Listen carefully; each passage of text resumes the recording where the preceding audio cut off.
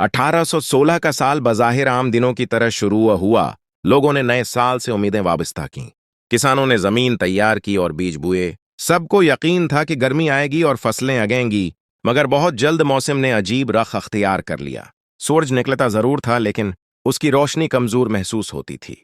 आसमान अख्तर सरमई रहता और हुआ में गैर मामूली ठंडक थी।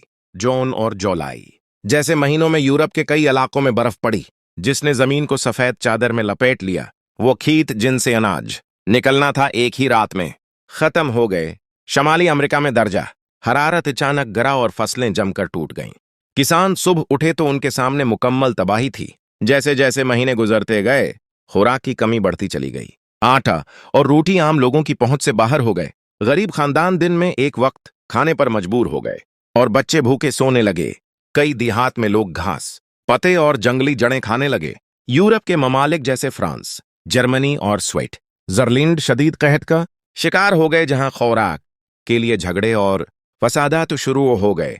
हुकूमतें बेबस थीं और इबादत गाहें दुआओं से भर गईं। ये आफत सिर्फ यूरोप तक महदूद नहीं रही, बल्कि एशिया में भी मौसम तबाह हो गया। चीन और हिंदुस्तान में शदीद बारिशों और सैलाबों ने खेत बर्बाद कर दिए। गंदा पानी फैल गया और भूख के साथ बीमारियां भी आए। कमजोर जिस्म वबाओं का आसान शिकार बन गए। बुखार और इन्फेक्शन तेजी से फैलने लगे। कब्रिस्तान भरने लगे और हर तरफ मौत का साया महसूस होने लगा।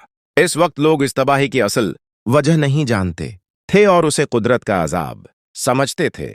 लेकिन बाद में साइंस ने साबित किया कि 1815 में इंडोनेशिया के आतिशफिशां माउंट टिम्बोरा के खौफनाक धमाके ने इतनी ज्यादा राख फजा में फैला दी थी कि सूरज की रोशनी जमीन तक कम पहुंचने लगी।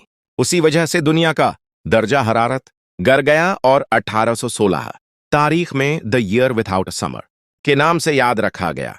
एक ऐसा साल जिसने ये साबित कर दिया कि कुदरत की एक ताकतवर हरकत पूरी दुनिया को भूख, बीमारी और तबाही में मुब्तला कर सकती है।